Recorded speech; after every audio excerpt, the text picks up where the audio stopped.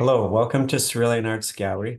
Tonight we're speaking with Lydia Hamilton Brown in conjunction with her Cerulean Arts Collective Exhibition, which is on view now through June 2nd. Hello, Lydia. Hello, how are you? How are you? Thanks for being here. Thanks for inviting me to do this. Of course. So please tell us about yourself and the show. Okay, my name is Lydia Hamilton Brown, and I'm a graduate of PAFA, proud graduate. Graduated in 1973 and was the first student to use my shite for domestic travel. I went back in 2014, got a postbac, and then a master's degree in 2016. And I'm very happy to be the president of the Alumni Council of PAFA as well. So that's just a real brief little history. So this show here, actually I'm in my studio, which is my garage, and is where I make all these characters that you're seeing in the stories and this little opera. This is where they all come about. This is where I have all my trunks and trunks of things that I put together to make these characters. This particular one is the Cootie Killer Opera. And how this came about is when I got my degree at PAFA, I started making these little characters out of craft paper and newspaper. And I sort of set them aside for a while. The painting was something I did, was a huge painting. I photographed it. That too was set aside for a while, thinking maybe someday they would come back to life, which in this particular piece they have. It is a little strange. Some people find it disturbing. Others at the reception the other day said it was nice to see someone with a sense of humor for a change. So that's what this piece is about. And if anybody has followed my work or followed my story, I've been writing for the last 6 years it's a story like small tales about a trip to Coney Island. And this is the culmination of that trip. And what happens is after all the hubbub and craziness that went on through these stories, they have decided to kind of have a reception, a party, and recitations. And they brought, which I resurrected, the Cootie Killers back to life to entertain those that remain. This little guy here, he's kind of an interesting one because he has a rubber serpent with the top cut off on his head. I work with found materials, and it's a little different than people that just take found materials and put them together to create something. It takes a lot of time to get just the right thing for your piece. And you'll see that these are parts that were in other pieces that I take apart and put back together. The little yellow thing is a child's vanity. There's a board game involved. I do a lot of collage cutting to find just the right things to put these things together. So Lydia, can Go I ask ahead. you a question? So in the academy, you would have been doing like drawing, painting, sculpture, printmaking. So how did you evolve into doing like assemblage, found object sculpture? Well, actually, after I graduated the first time, I traveled to New Mexico and did a lot of painting out there. I had galleries out there. I was in museum collections out west, and my paintings were very large, and I enjoyed them, but I wasn't getting what I get from this. Um, I started to just get bored and wanted to have some fun with my work. And I stopped with the gallery representation because they would start putting pressure on you. Are you painting this? Are you going to paint that? And I thought, I just don't want to do this anymore. And playing with found materials became something I really enjoyed.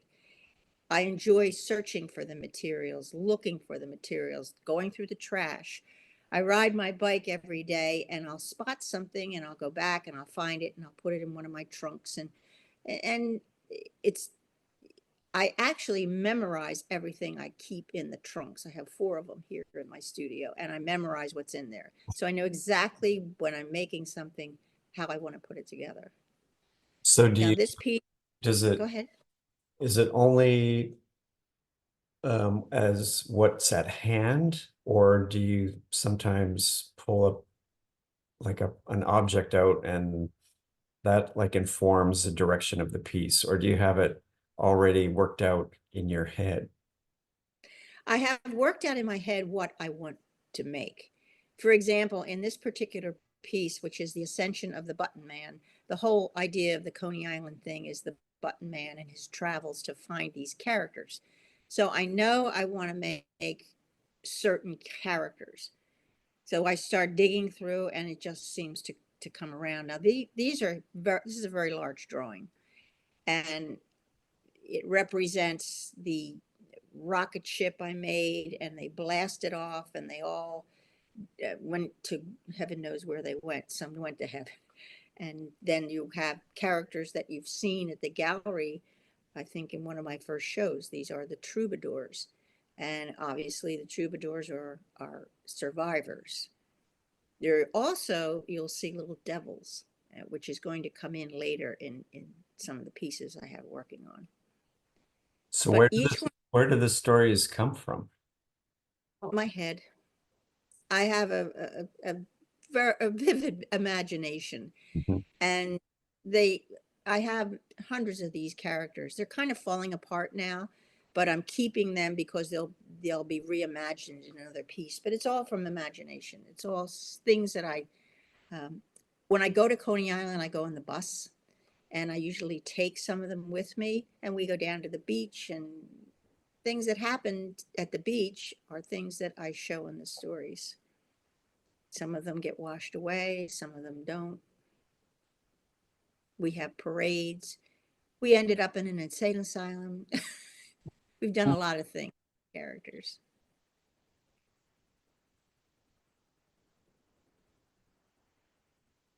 And then you are doing some like works on paper and paintings too, in conjunction with the sculptures. Yeah. Now, how I do this piece, this is actually all the characters that I've created. And I have volumes of these characters that I've created, I've drawn, going back for years. And what I did here is I take each one and I trace it on vellum. And after I trace it, I have pieces underneath, and I have the characters kind of joining in the celebration. For example, the little guy in the wheelchair, he appeared some time ago, the accordion player. The backdrops I did from another piece. So they're just something that represents every single character I've ever done in this one here. And there, of course, at Coney Island, Pinky was one of the first sculptures I did when I started to do the story.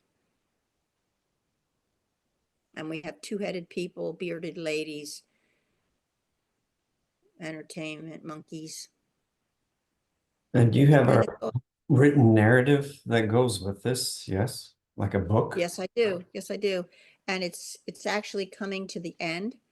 Um, I want to add the drawings and the narrative together.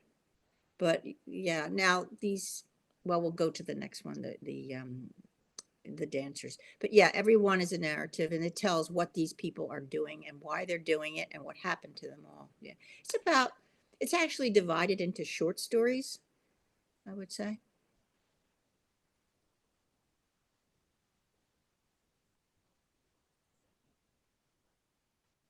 Now, this piece is the one that I started in the idea of creating something for a production. And this represents a lot of past things I've done. For example, the photograph in the back, it's called, Death Comes to This Woman. Photograph in the back I did at the cemetery where Thomas Akins is buried. And that I did in around 2015. I took the doll out to the cemetery and photographed her. And it seemed to go well for a backdrop for this scene. And this is all about death comes to this character.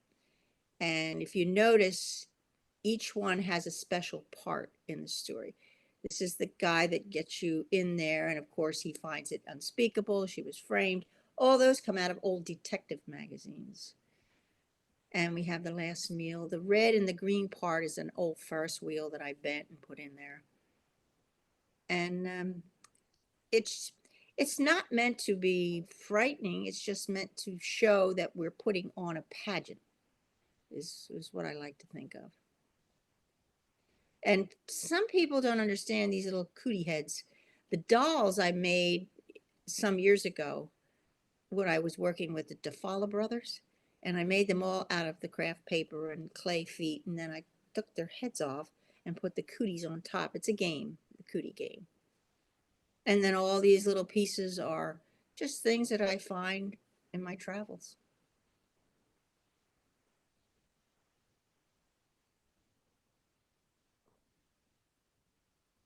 And I wanted it to give the effect of being a stage where they could actually have climbed up there or hidden in different places. This is the ladies' entrance. And I found it kind of strange that there's no door, but I've always wanted to make a circus. So I think this is just the beginning of something larger that will come about. I'm working on an orchestra. It'll be the Cootie Killer Orchestra. And the sets, actually, the set designs came after the sets. I So did them just, who are the cootie killers? okay. The Cootie Killers came about when I was getting my master's degree. I created all these little people and then started collaging all kinds of things from detective magazines. So they were just I just called them the Cootie Killers, and they just came back to life.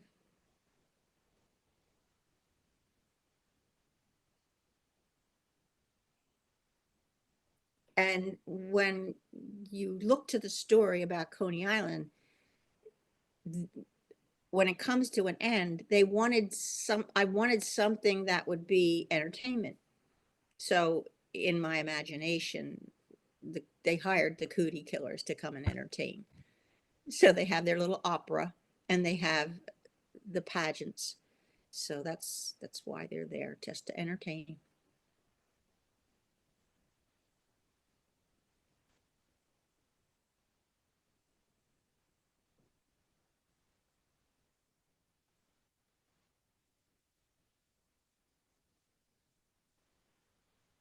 So are these drawings before or after or during? I actually carry a composition book with me and I do them in pencil in the book. But I hate to take my books apart, so I did these drawings from the drawings in the book because I sketch out all the little things I want to do, and then I put it together, and then I wanted to make them in color.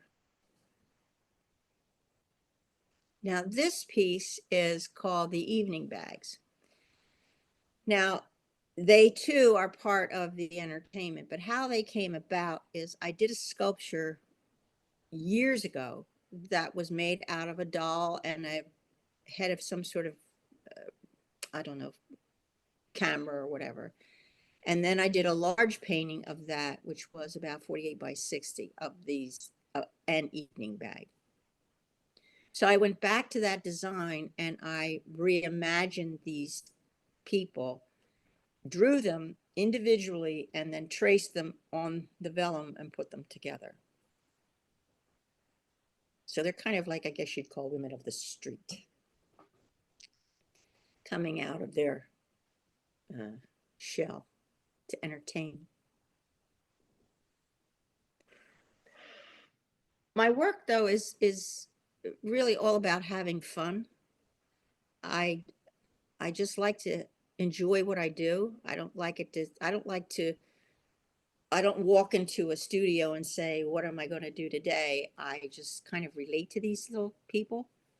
And sometimes I work on one, it doesn't work. I put it aside, I rework it. But they're just, people I live with, I guess you'd call it. So I work in my, are you making a comment on human nature and people in groups and things like that through your work? Like the farcical nature of people? Well, if you want to look at it that way, but I don't. I don't have anything in mind when I do it. I just like doing it. So you're It's not making a social commentary? no, I don't make any social commentary. I just, it's like, why do people ask me, why do you cut the heads of alligators off? I don't know. I just happen to like alligators, and there's one standing behind me.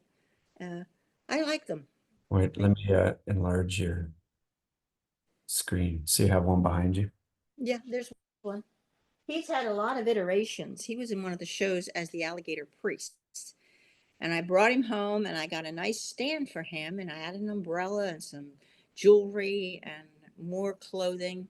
So he's got a better environment, I think. Now this one just represents a lot of the characters I've drawn over the years. Some of them are characters I've drawn, gosh, maybe 10 years ago. And I kept them. They've kind of like fallen apart, but you will see there some of those cootie people with fisherman's floats on their eyes. And Slacks is actually a character I made when I was at PAFA out of a saw.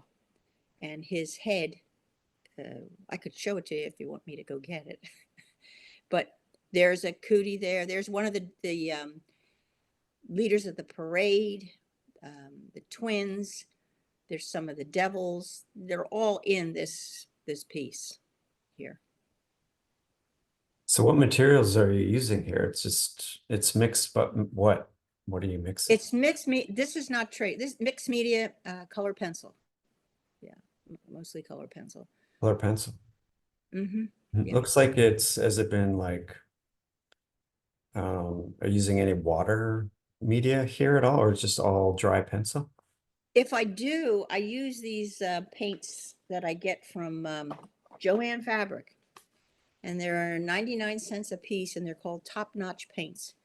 And they're very intense. So you would see that little banner in the back, the yellow, that would be the paint. And maybe a little bit as I go into the titles, the Fortune Skaters, that thing. But most of that is color pencil. And it's not watercolor pencil, it's pencil. Oh. Well, it's a great show, Lydia. Thank you. And thanks so much for being here tonight. Well, I appreciate the show. And like I said, I hope everybody sees the humor in it, because there's no comment. It's just fun. That's Yeah, all it's it is. definitely fun, that's for sure. Yeah. And the show's up through June 2nd. We hope everyone comes down to see it. And it's also available on our website, ceruleanarts.com. So thanks again and have a good night. Thank you.